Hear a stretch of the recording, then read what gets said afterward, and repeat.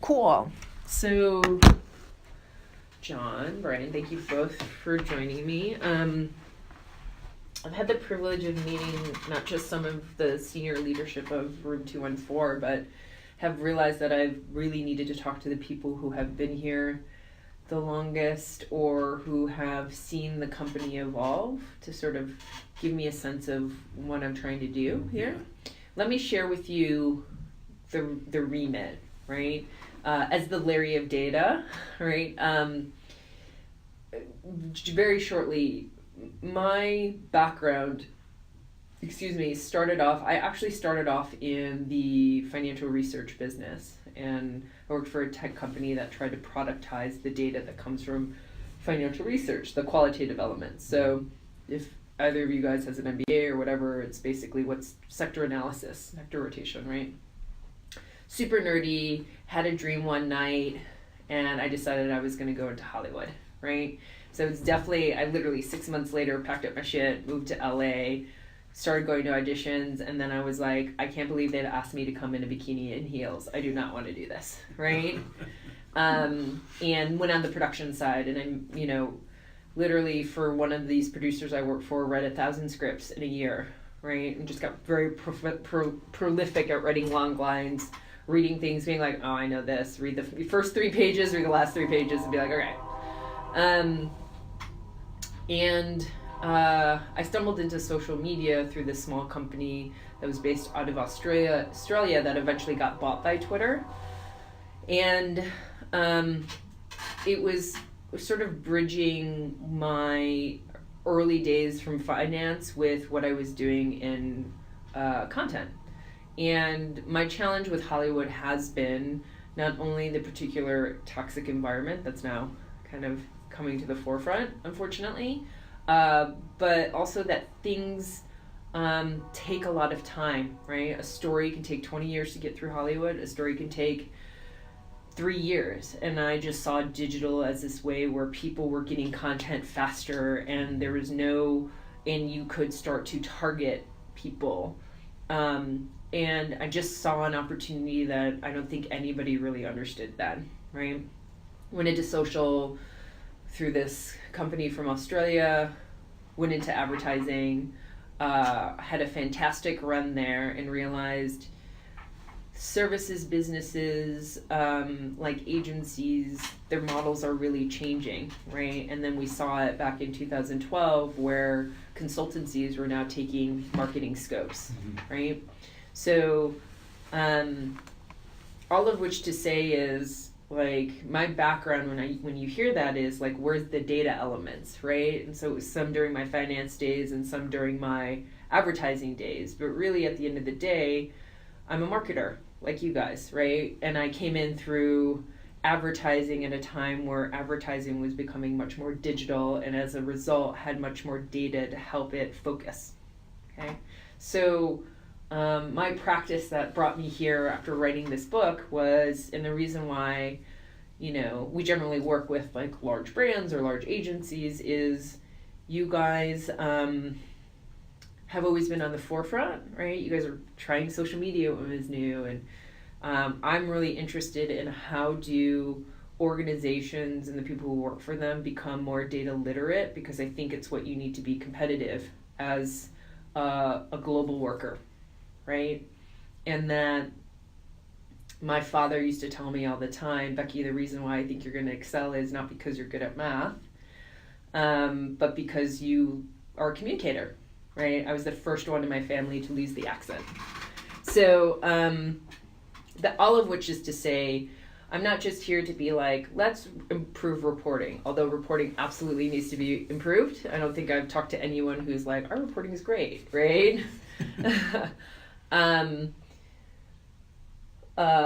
absolutely here to say, okay, is there a way to tie what Michael is doing and what Neves is doing into something that works as a true marketing strategy?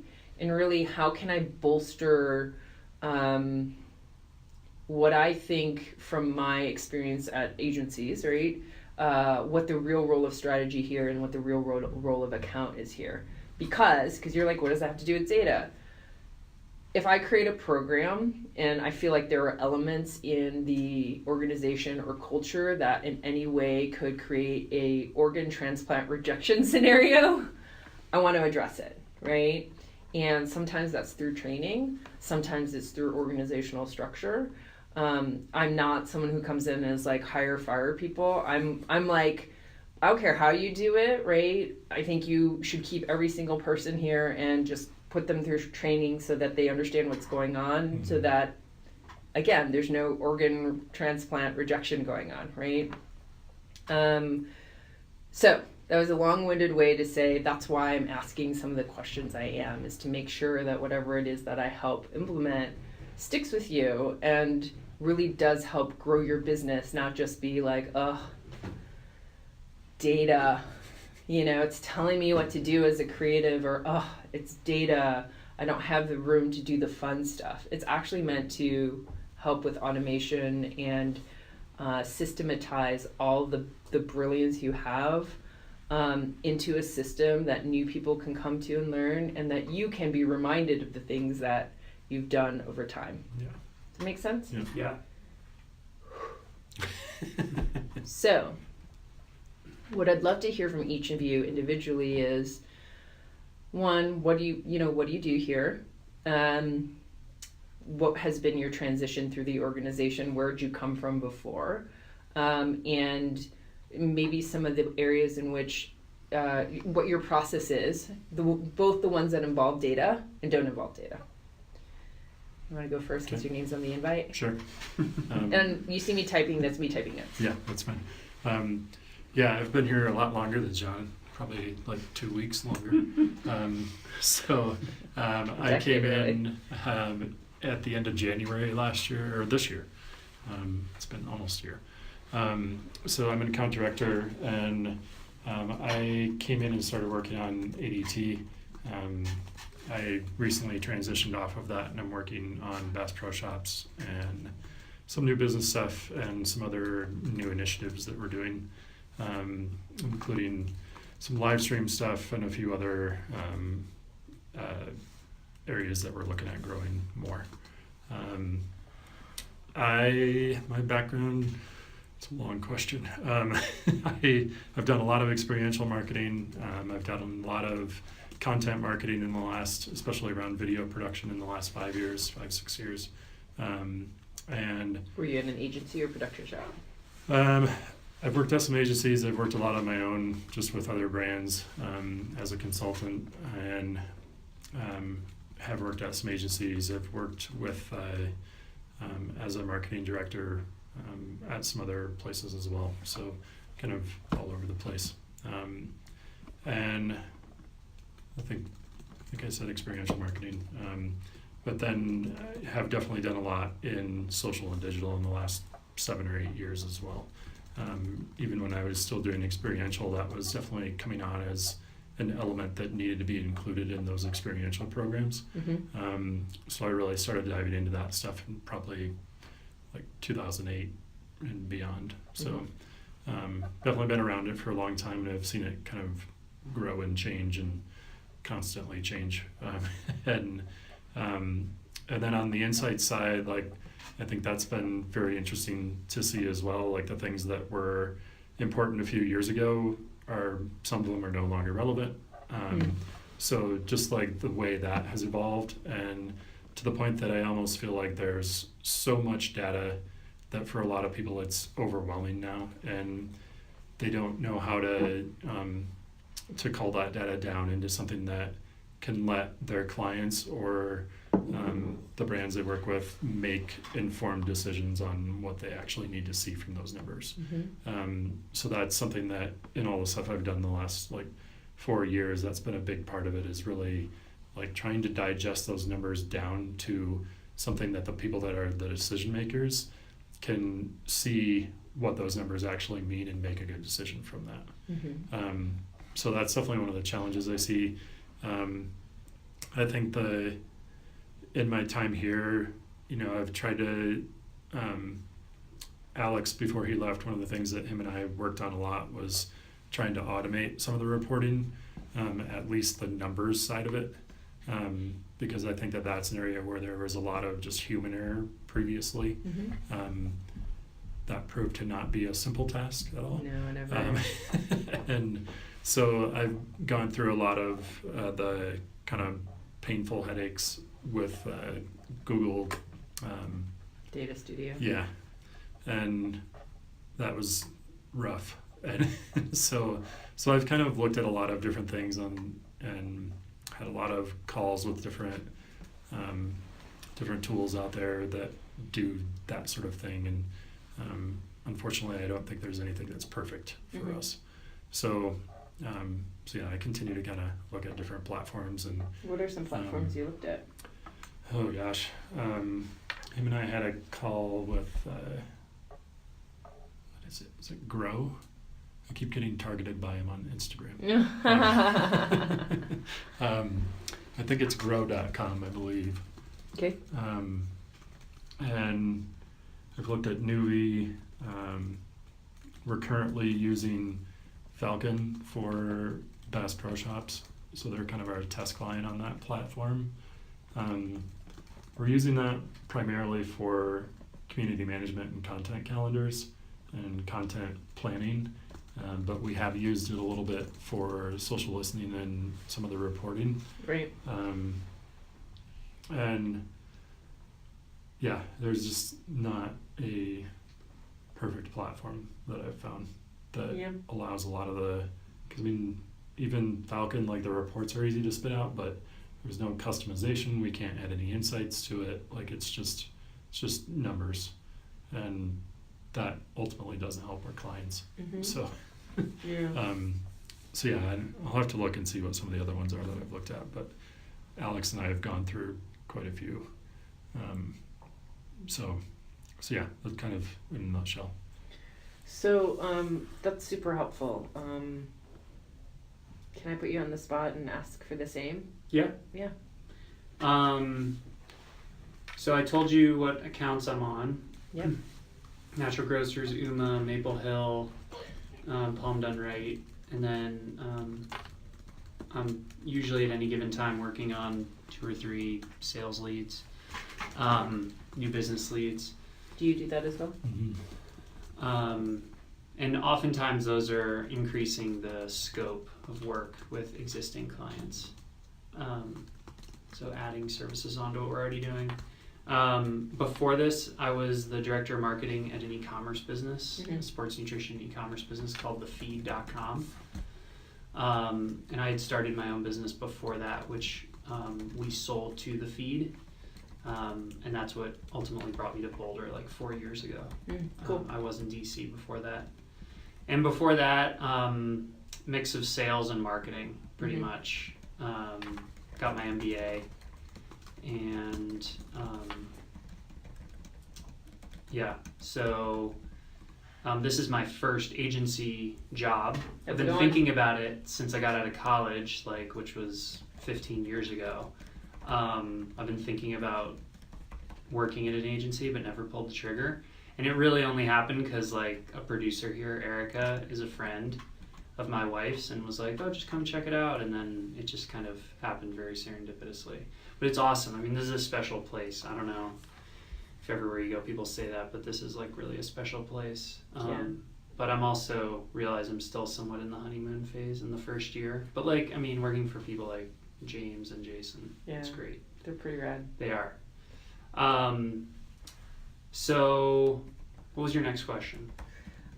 Just sort of tell me about the processes of tell me about your day to day, right? Like, how are you working with the other departments?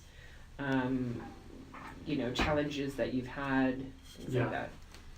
So I think the biggest anxiety is things falling through the cracks. When you're working on 4 or 5 clients, the number of deliverables and deadlines that happen on a weekly basis, whether they're internal deadlines or client deadlines, that's a big factor. We implemented Rike for project management, which was kind of Brian's effort to do that. I really like it. That's helped. And I think also trusting that people around me are gonna fulfill their end. Yeah. Coming from like basically running my own marketing department, which was mostly just me, I'm so used to doing all the work myself that for me a challenge was like letting go and letting like the account supervisors and the account managers just do their job, and not just like taking a step back, knowing that the more I ingratiate myself, the harder my day is going to be if I'm like trying to get into every little detail. Right. So I think I've accomplished that, but that's still kind of a work in progress.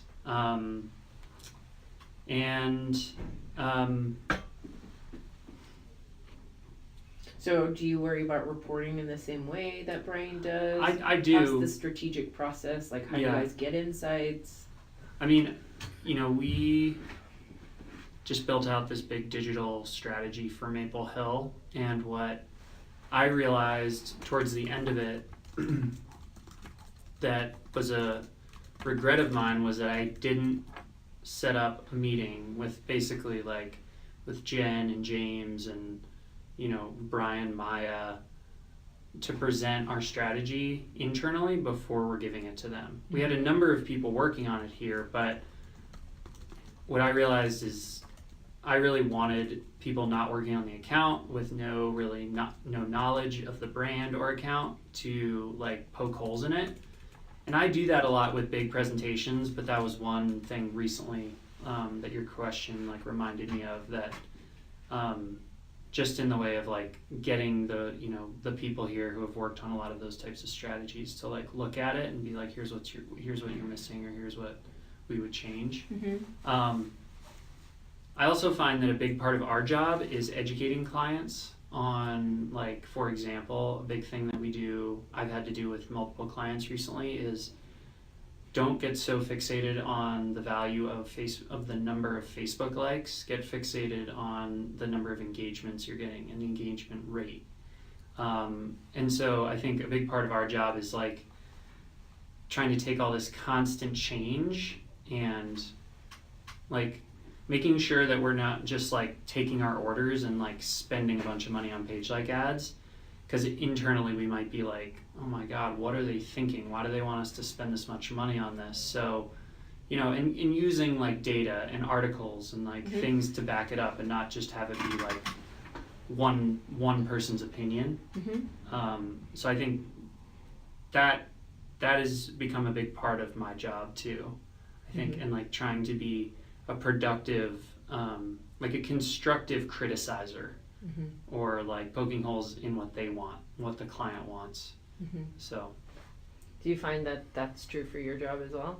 Yeah, definitely. And yeah, there's a lot of education to it. I mean, even with Bass Pro Shops, I mean, they're a huge company, and their CEO, their owner of the company, is so wrapped up in how many impressions did our social media get. Well, that number was maybe important 3 or 4 years ago, but is completely irrelevant now in terms of like how your content and your spend on advertising actually does.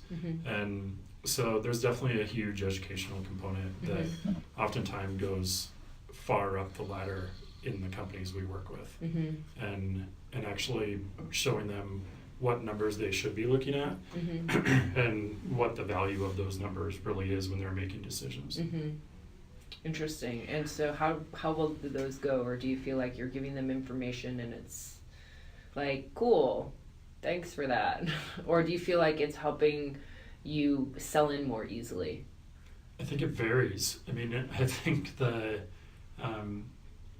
some of them, like, it just goes right over their head, and they're like, okay, cool, well, I still want to see those impression numbers. Right. And other ones, they're, we had a call with a couple of other people at Bass Pro Shops where we had sent them a spreadsheet with some numbers, just some preliminary campaign numbers, and they wanted to know what every column header meant.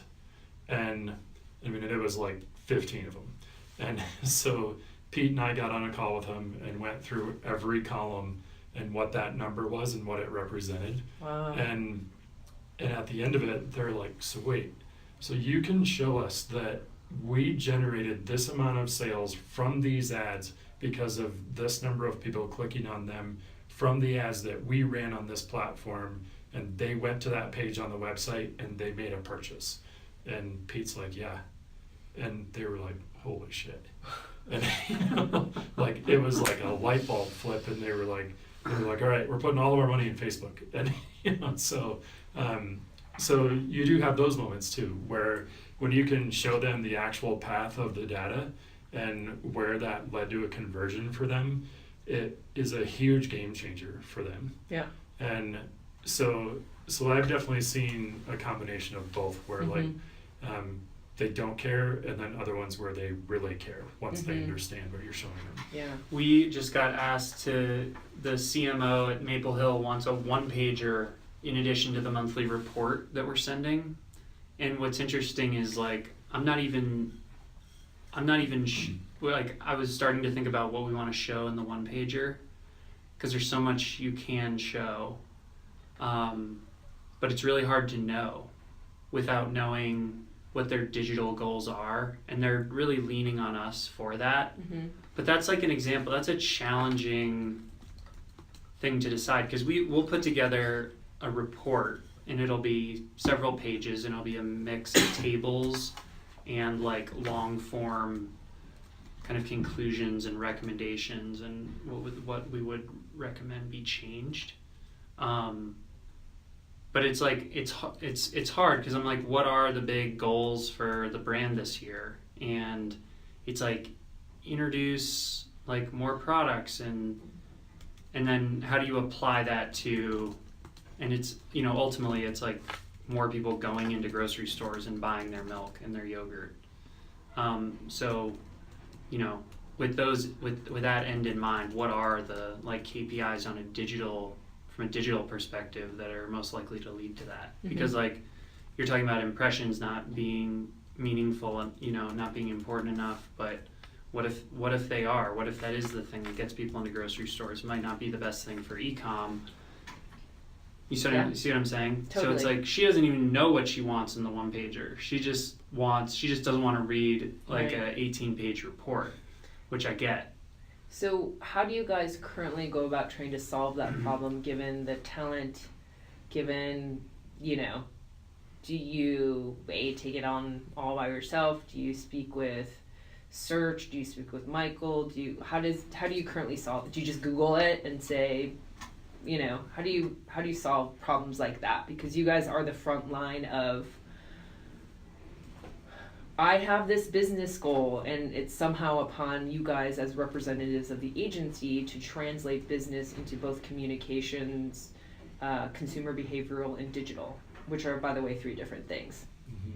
Goals, right? So, because when I hear you ask the question, it's like, well, maybe on a digital level you might do awareness setting, but on a comms level you might, you know, whatever, do out of home to do better store indicators, and from a behavior perspective, it might be they're missing a piece of information about where things are, or you know what I mean? Like, I'm just obviously making stuff up, but how do you guys go about solving that currently?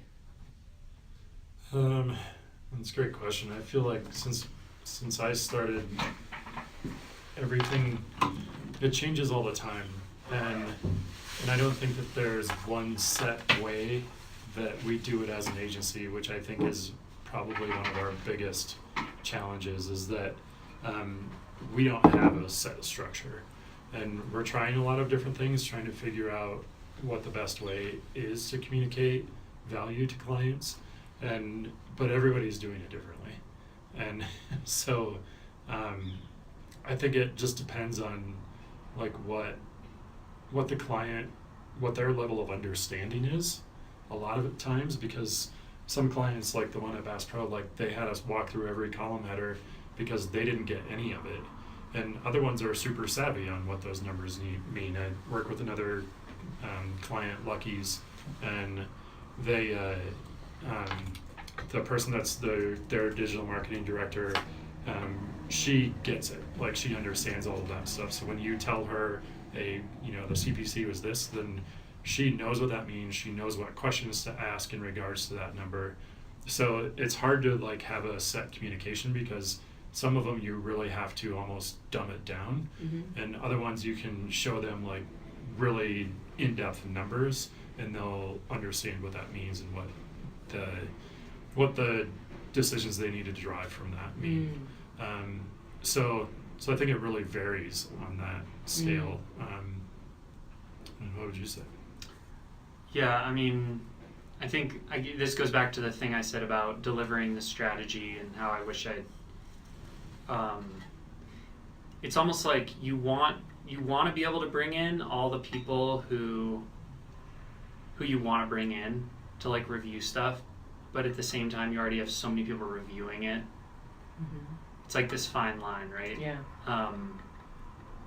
We did have a client who we no longer have when I started called Augustin Farms, and at one point the retainer was big for us. It was like, $35,000 a month, and so we'd present the report internally to like a few people who aren't on the account,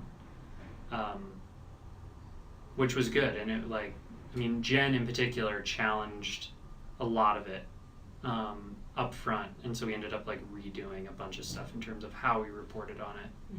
So is that the question you're asking? Yeah, well, I'm just sort of curious with Maple Hill, her wanting a one-pager, right? Like, sometimes what that says to me is she wants a concise strategy that translates to her. If I give you a business goal, what are the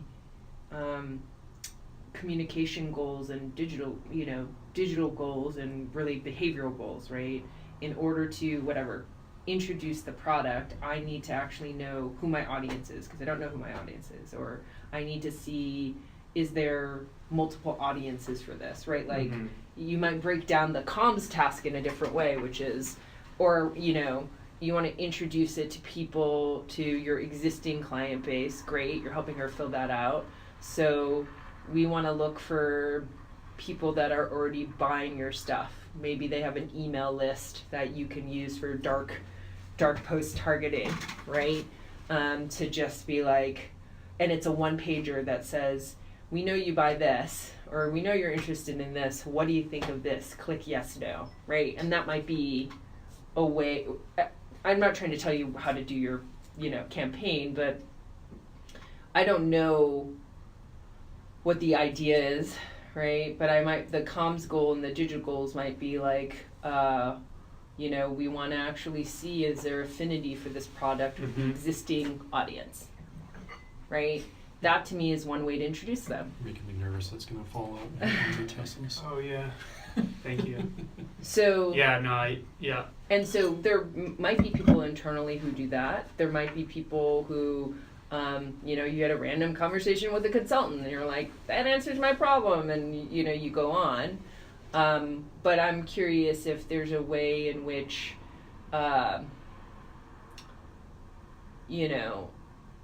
traditionally in just other agencies, right, the strategy function or the planning function, however you guys want to talk about it here, should be the type that has either gone up through the ranks of actual channel management, because everything is paid now. There's very little in the way of organic, right? Facebook and Google it doesn't exist anymore, right? And in fact, they're pushing down brand stuff and being like, they're putting their own stuff at the top of, the page before you even get to the actual brands that would be using using Google and Facebook as platforms. So, when I talk to creative, there's just a sense of, we want more what feels like holistic strategy. Your clients may be asking for holistic strategy, right? So to me, it's like, really good strategists know how to be like, my last agency, we used ComScore to answer that question. And I was able to get some insights on how their audience, similar audiences to millennial moms. That's more specific, that we're going to try and target on digital first, because digital allows you, as you guys know, to actually pick a target and see how it performs, and then pick another target and see how it performs, right? And again, I understand that sounds like channel planning, but it's actually not. I think it reaches much further into the process of strategizing about it. So to me, it just sounds like that would be helpful to you. What is that process by which it's not just even a reporting, but like how are we drawing boxes around what our goals are and our goal setting, what our real goals are, right? Mm-hmm. So putting a business goal is very hard for untrained performance marketers to be like, okay, well, in my diverse experience, or according to, you know, stuff I can pull up in Facebook, which by the way now lets you set 3 kinds of goals, right? Is it awareness building? You're trying to get people, but you realize that's all in Facebook's universe, right? And that doesn't necessarily answer your question. So I'm just more interested in the process because I think data can help, but it also sounds like there might be a bit of a talent gap to do some of that translation. You guys, I've said this countless times, like you guys have to lead the business, right? Like you have to be like, great, cultural trends coming from Michael, love it, right? But it's kind of your role to be like, which of those actually applies to my business, right? And then you might have strategists and channel strategists and whatnot who can, one, translate those goals, and then those who can execute on those goals, right? Yeah. So, but you're the guys who have to have lunch with them twice a month or 4 times a month to be like, oh, have your other agencies tried things? Well, you know, we could really do this or whatever, right? Like you have to not just grow the business, but come back and say, well, you know, I was speaking with our whatever client and they said that they actually tried that once and it was unsuccessful. And someone on Neve's team might be like, oh yeah, that was before they implemented this tracking. You can do that now, right? So it's almost like, how do you have a team internally who can be those on-tap experts, right? Because you have to do it on a specific account.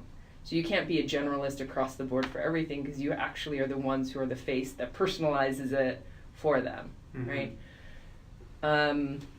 That's what I understand your role to be. And if you guys are doing other things that don't support you or, you know, reporting makes you look bad because it's not consistent or doesn't make sense or whatever, then those are easy things to clean up, right? I'm more concerned with if we clean this up, and there's some recommendations going on right now, that's what all this chicken scratch is. How does that ultimately give you like a set of questions that you're like, I know I can answer this, and all I need to do is go to Michael's team or some other team, and I trust that they're going to have that knowledge, right? Right now, you're telling me, well, I just wish I had just other people's knowledge, but you kind of want to know that you're going to get the right input. I kind of want to be forced to move more into a strategist role. Like, I don't know if you feel like this, but I often feel like sometimes I'm just an extension, or not all the time, but I'm often doing too much of the like stuff that I shouldn't be doing. And that could be that's certainly partially like my fault. But what shouldn't you be doing? What does that mean? And I mean, there's nothing I shouldn't be doing, but there's certain things like the account supervisor should always be doing that I might be like filling in, or feeling like maybe I need to step in here because it needs to be done better or something, right? And that's like, instead of stepping in, I need to be having a conversation there. But I think what I'm getting at is, to really become a strategist, I feel like, I was just thinking, Brian, like if we had a monthly meeting where all the ADs come together and we're like, we have to like pitch each other something we're going to propose to the client based on a cultural trend, or something that maybe Michael delivered to us, or something that we read in Econoculture, like being like a little bit forced to deliver something, even if we don't necessarily deliver something monthly, but being like here's what I'm thinking for Maple Hill because of X, Y, and Z. We're thinking about proposing A, B, and C. I don't know, just like. But is that the words you used were to become more of a strategist? Yeah. Versus being, because what you've described is actually an account role. Pitching those ideas, because like as an account person, you have to be the top of the T and know a lot about a lot of different things, but there's no way you're going to know every single trend that happens in content marketing, every single trend that happens in whatever search and media, or every single trend that happens in iconoculture, right? Yeah. So one thing I've noticed is your department in general has just a mix of strategists and account people, but everyone's sort of forced to go along this linear path of you eventually all end up account directors, but some of you may not see yourselves as account people, right? Because you really just want to be like thinking about it, because relationship management at this level is like being a consultant. So you kind of have to know your shit strategically, but at the end of the day, you also have to be the person to say, yes, that is true and that is important, but we can't do that right now. Can we do that in 6 months because we can combine it with this thing and really deliver a bigger thing, right? So I think it's interesting in here that accountant strategy, and like it doesn't, like Maya can run accountant strategy, right? Like it doesn't have to be separate. It's more like, do you have to become an account director, or can you be just a strategist who really knows this and is holistic, right? The truth of it though is your account person also has to be strategic, but they drive the business. Right. Does that make sense? Yes. Like you have a different goal in general. Right. It's kind of like it's I think what I'm actually saying to you is that it's hard to be both. So in some ways you kind of have to pick. Like, and that's what I'm saying, that I, especially being new here and, 9 months in, now have a really strong grasp of how to run an account, how to grow an account. But like, it does feel like when I put my strategist hat on, it feels like, oh, this is like something different. Like what I'm trying to do now for an hour, to think strategically, bigger picture, feels like I'm really stepping away from my day-to-day job. Which is doesn't necessarily mean I can't do it, but I question how well I can do it if I'm also doing the account thing. And I'm not even saying I want to do one or the other, because I like both a lot, but it is hard to do both. What do you think about that? Yeah, I think at times it definitely is. And, for me, I think it varies day to day. Like today I'm doing a lot of strategy work on Bass Pro, whereas like Monday I was like down in the mud on Bass Pro doing account stuff. So, I think there's definitely a balance there. But yeah, I think it can be hard to do both of those at the same time.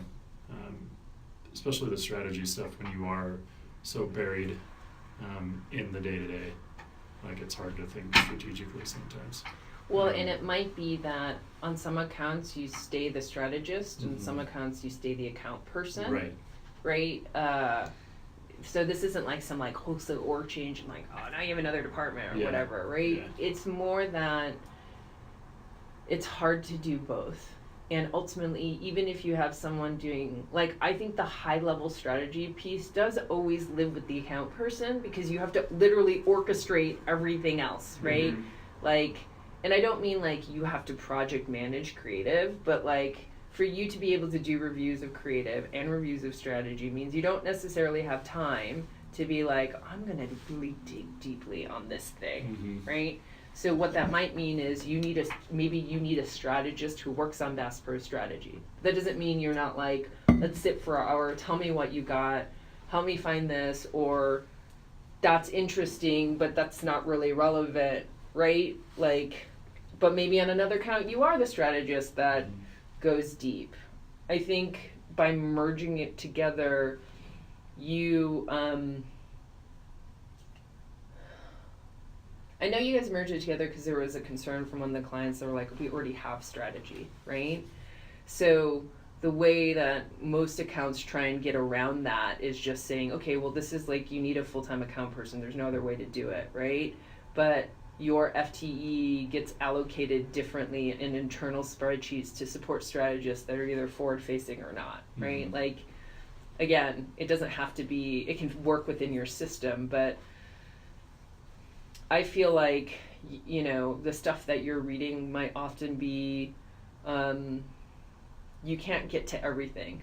So how can one data be pooled to help you do that, but then structurally, you know, do you really want to learn how to use Crimson Hexagon and how to use, you know, Right. Kenshu and then use the internal system and like, Yeah. probably not, right? Mhm. But if that's your jam, then great, learn it for your specific accounts.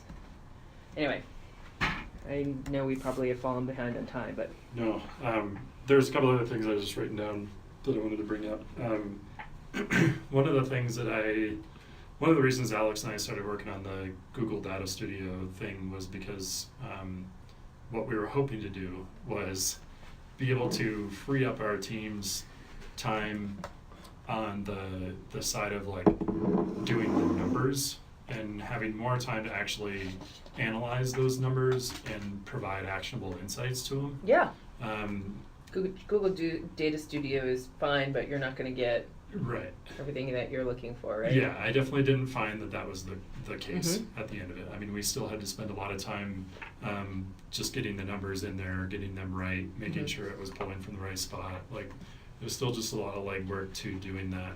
So I think for our department, that's a big thing that I think is a concern, is that we need something that will free our team's time up to dive into the insights piece of it. Because I think a lot of our team members can do that, but they spend, I would say, 75% of their time on the numbers, and then actually analyzing and writing insights is like, oh shit, I gotta get this done now. And so it doesn't have the thought put into it that Mhm. I feel like it should. And so I Couldn't think they, that but that's, do you feel like they have the business knowledge to properly analyze these numbers? some people definitely do. You know, and I think that that's one area where, like, there are people on the team that, you know, like, you can see where they need a little coaching on certain things, Mhm. but yeah, I mean, I think a lot of other people on our team, like, have the background, especially when they're so deep in it every day, of like looking at it and saying, like, last month we tried this and this is how well it did, and this month we adjusted that to do this, and here's the improvement that we saw from that. Mm-hmm. But they oftentimes don't have the time to like really sit and look at those things and figure out like what's actually working well and delivering Mhm. the most value. Mm-hmm. So I think that that's a big challenge that we Mhm. have.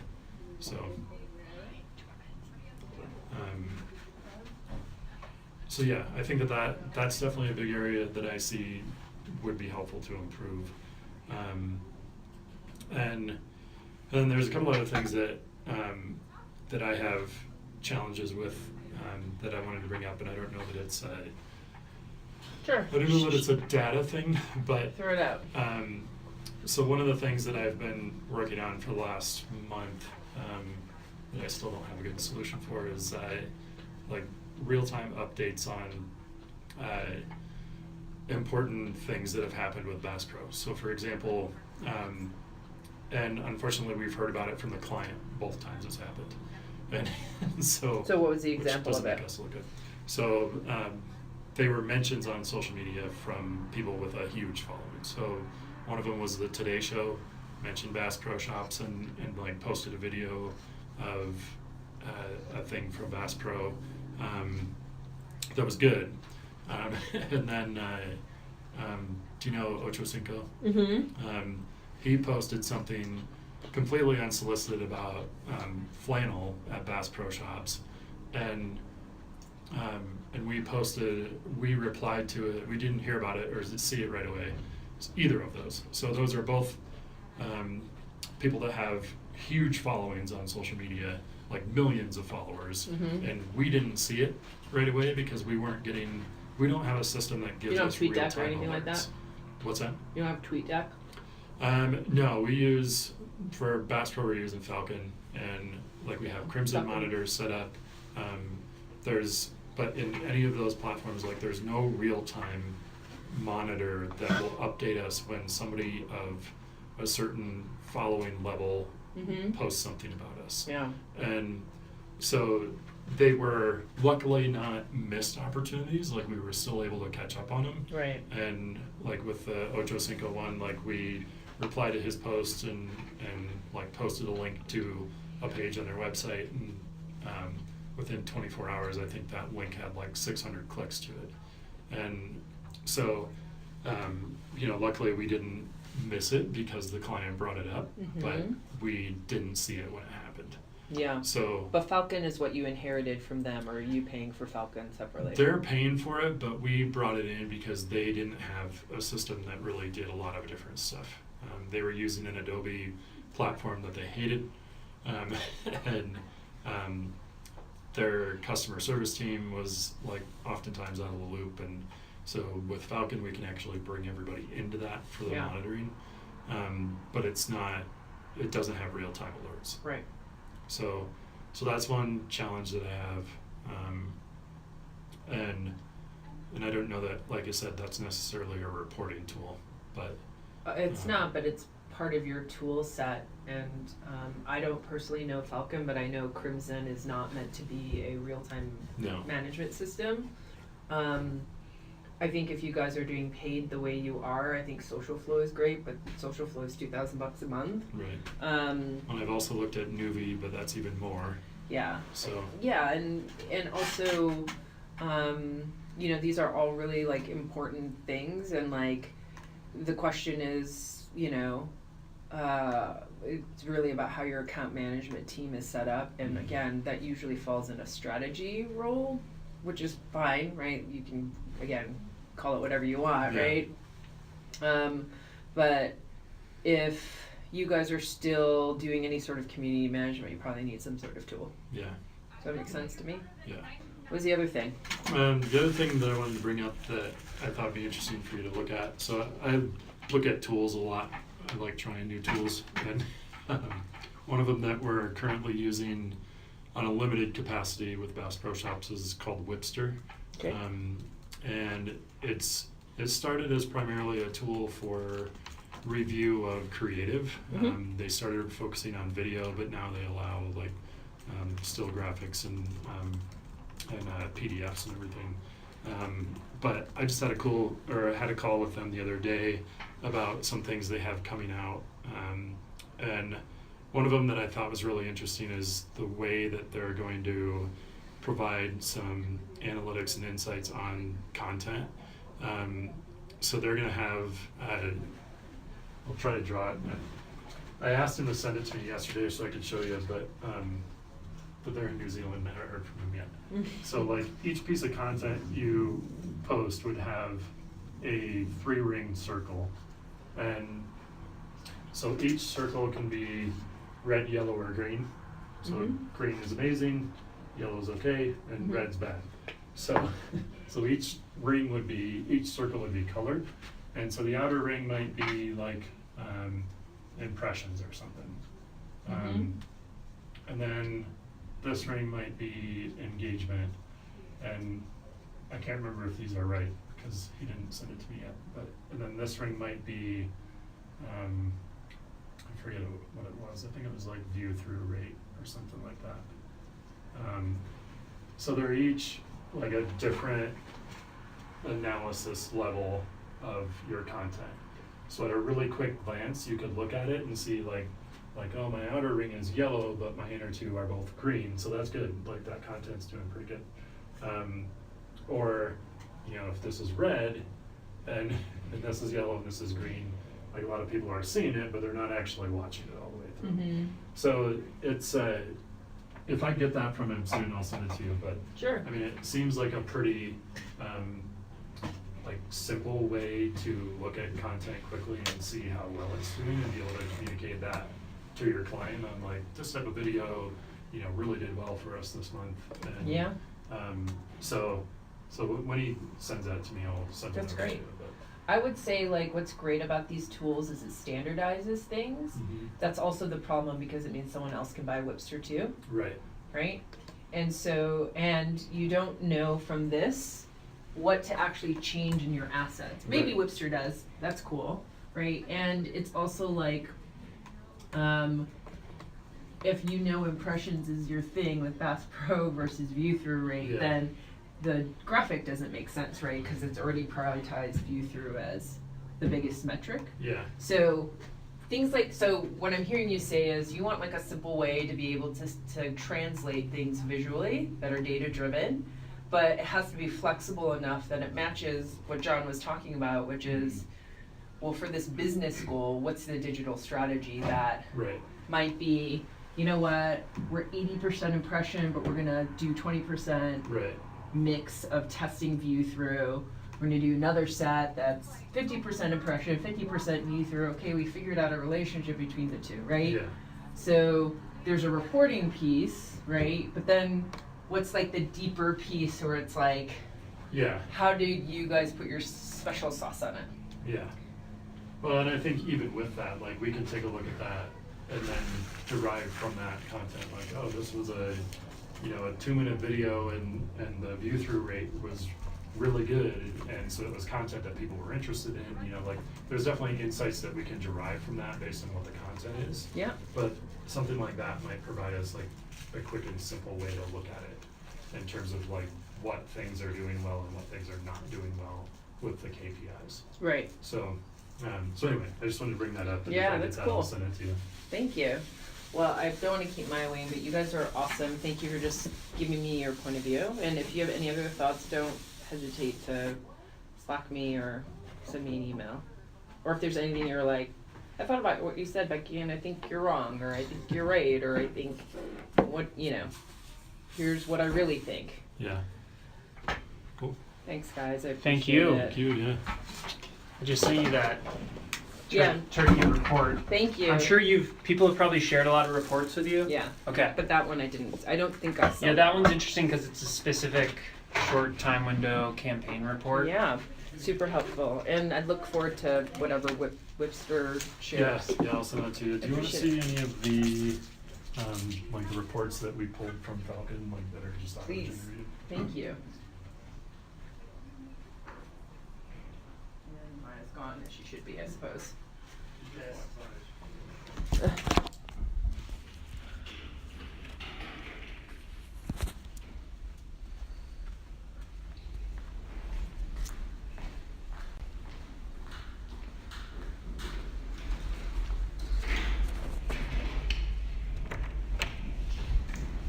Hey, thank you so much. I'm sorry to keep you waiting. Just running behind. Give me a few minutes.